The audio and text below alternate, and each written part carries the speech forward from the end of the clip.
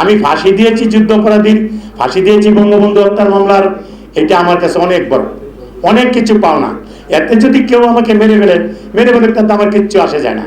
কিন্তু এখানে আমার প্রশ্ন যে আমি এত কিছু করেও আজকে রাস্তায় রাস্তায় থাকতে হচ্ছে, মানুষের দেওয়া ত্রাণ তহবিল, মানুষের দেওয়া খাবার খেতে হচ্ছে। কারণ আমি তো জানতাম না যে এত প্রতারক চক্র বাংলাদেশে হয়েছে। কারণ আমি যখন জেলে গিয়েছি তখন আমার বয়স 23-24 বছর বয়স, 22 বছর বয়স। আর জেলের থেকে 44 বছর পরে বাড়ি বাংলাদেশ। এখন তো বাংলাদেশে আমি যখন দেখেছি সেই বাংলাদেশের এই বাংলাদেশ এখন এরকম না। তো নিজেই চলতে পারি না, তাহলে বিয়ে করি কিভাবে? নিজেই তো খাইতে পারি না, মানুষে দেখায়। আপনাকে প্রধানমন্ত্রী কল্যাণ তহবিল থেকে 5 লাখ টাকা দেওয়া হলো, বাকি আরো 18 লক্ষ টাকা দিলেন। কোনো টাকা এখন এই মুহূর্তে আপনার কাছে নেই? না, নেই, আমার কাছে এই মুহূর্তে কোনো টাকাই নেই। আবারও সাহায্য বা সহযোগিতা দাবি করছেন বা এই সব যদি আপনাকে যদি দেয়া হয়, আবার যদি 5 লাখ 18 লক্ষ, এই টাকাও তো আপনার কাছে কি থাকবে? সেই বিশ্বাস কি মানুষ করতে পারবে কিনা? ভাই, আমি তো এত বছর জেল কাটার পর বাইরের লোকের সম্বন্ধে ধারণাটা আমার ছিল না। কিন্তু এখন তো মনে করেন মানুষ যখন বিপদে না পড়ে, যদি কেউ জেলে না যায় তাহলে সে জেলের ব্যাপারটা বুঝতে পারে না জেলটা কেমন জিনিস। আর যে বিপদে একবার পড়ে গেছি, এখন আমি বুঝতে পারতেছি যে কতটুকু মানুষ কতটুকু নির্দয় হতে পারে। এখন তো আর আমাকে সেই জায়গায় নেওয়ার মতো কেউ না, এবং পারবো না আশা করি ইনশাল্লাহ। হ্যাঁ, অনেক পরিণত। এরপরে যদি আপনার যদি আবার ওই 18 বছরের কোনো মেয়ে যদি আমরা সাহায্য খেয়ে ফেলি, এত বছরের সাহায্য একটা খেয়ে ফেলছে, আপনি এখন এটা আপনি ধরে রাখতে পারবেন কিনা? যদি আমার না, আমি এখন আর 18 বছরের মেয়ে বিয়ে করতে যাবো কেন? আমি তো এটা ব্লাড করছিলাম, আমার একটা চক্র। আমি তো সেটা জানতাম না জেলখানাতে পারিবার পরে, এখন তো জানলাম যে তারা একটা চক্র।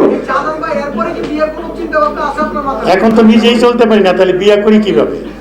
নিজেই তো খাইতে পারি না, মানুষে দেখায়। আপনার কাছে জানতে চাচ্ছি, আপনি তো আজকে সংবাদ সম্মেলন করছেন যে আপনি এক তরুণীর মাধ্যমে বিয়ে করে প্রতারিত হয়েছেন, জি, এবং তারা আপনার বিরুদ্ধে মামলা করেছে, আপনি তাদের বিরুদ্ধে মামলা করেছেন। জানতে চাই, আপনি প্রধানমন্ত্রীর কাছে সাহায্য চাচ্ছেন, পাশাপাশি সেই প্রতারকদের বিচার চান কিনা? জি, আমি সেই প্রতারকদেরও বিচার চাচ্ছি এবং প্রধানমন্ত্রীর কাছে কিছু সাহায্য চাচ্ছি।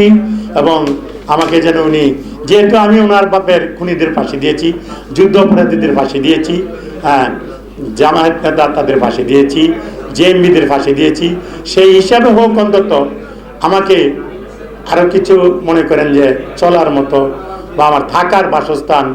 একটা মানুষ তো, আমার তো থাকার বাসস্থান, হয়তো প্রধানমন্ত্রী আমাকে 5 লক্ষ টাকা দিয়েছিল, সেটা তো মনে করেন এদিকে নিয়ে গেছে। এখন থাকার মতো তো আমার কোনো বাসস্থান নাই, চলার মতো তো আমার সামর্থ্য নাই। আমাকে এখন বাড়ি কোনো কাজও করতে পারবো না, না শ্রম দিতে পারবো।